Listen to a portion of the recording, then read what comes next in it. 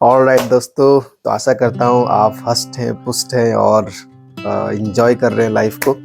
आज हम एक बहुत इंपॉर्टेंट टॉपिक की पर बात करना चाहते हैं, जो मेरा पर्सनल फेवरेट भी है और मेरी काफ़ी अच्छी खुद की पर्सनल लर्निंग्स हुई हैं फ्रॉम वेरियस सेमिनार्स, मेंटर्स और बाय रीडिंग बुक्स, राइट। तो ये जो टॉपिक है, हम बात करना चाह रहे हैं, जिसको हम बोलते हैं कि how to face difficult situations. अब ये तो नहीं है कि कोई ये बोले कि मुझे डिफ़िकल्ट सिचुएशन नहीं आएगा।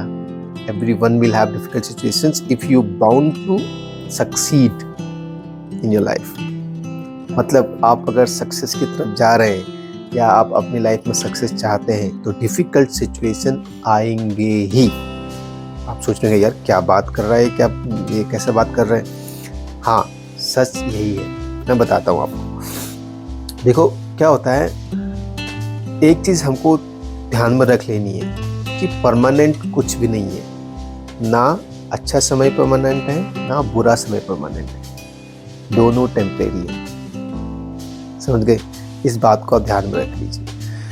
मैं आपको इसको एक कहानी से समझाता हूँ। एक बार एक राजा था, उसने अपने मंत्रियों को अपने जन्मदिन में बुलाया और बोला कि आप लोग मुझे एक ऐसा गिफ्ट दो जिससे देख कर के मैं दुखी हूँ तो सुखी हो जाऊँ और सुखी हूँ तो दुखी हो जाऊँ। तो मंत्री ने यार बड़ा सोच विचार, अब राजा का आदेश आया है तो यार कुछ तो करना पड़ेगा। मंत्री ने इधर सोचा, विचार किया।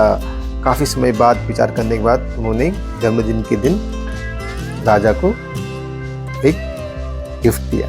और वो गिफ्ट क्या था? वो गिफ्ट था एक अंगूठी, और उस अंगूठी में लिखा हुआ था, ये समय बीत जाएगा। तो आप समझ चुके होंगे। तो राजा जब दुखी होता था तो घड़ी में देखता था, उसमें उसको पढ़ता था ये समय बीत जाएगा। जब राजा सुखी होता था तो घड़ी में देखता, वो तो ज़्यादा खुश होने की ज़रूरत नहीं है, ये समय बीत जाएगा। अपने आप को ग्राउंडेड रखो। समझ रहे?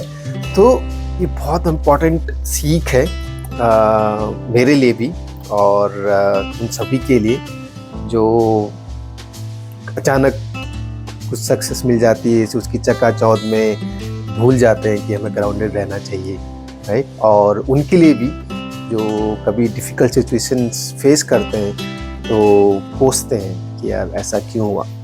देखो, बोला गया है कि जब भी अच्छा समय चल रहा है आपका, तो उस समय को खूब इंजॉय कीजिए, उसका बेस्ट रिवॉर्ड्स लीजिए और वो सब कीजिए। लेकिन जब डिफ़िकल्ट सिचुएशन आ रहा है तो क्या कीजिए?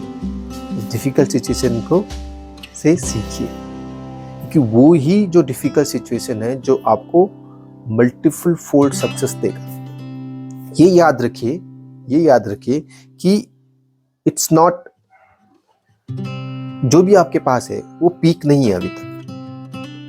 आप विश्वास करते हैं? जो भी आपके पास है वो पीक नहीं है। आपको इससे कहीं ज़्यादा मिलना है। आप जिस लेवल पर आप हो उस लेवल से कहीं आगे आप जाएंगे। क्या आपको विश्वास है? अगर आपको विश्वास है तो याद रखिए, ये जो डिफ़िकल्ट सिचुएशन है वो आप जो जंप लेने वाले हैं और आप जो सक्सेस का नया पीक अचीव करने वाले हैं, वो उसकी तैयारी के लिए ये आपको डिफ़िकल्ट सिचुएशन मिला है।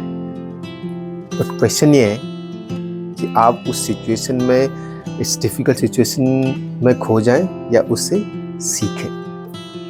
तो यहाँ पर इम्पॉर्टेंट क्या होता है ना, मैच्योरिटी बहुत इम्पॉर्टेंट है।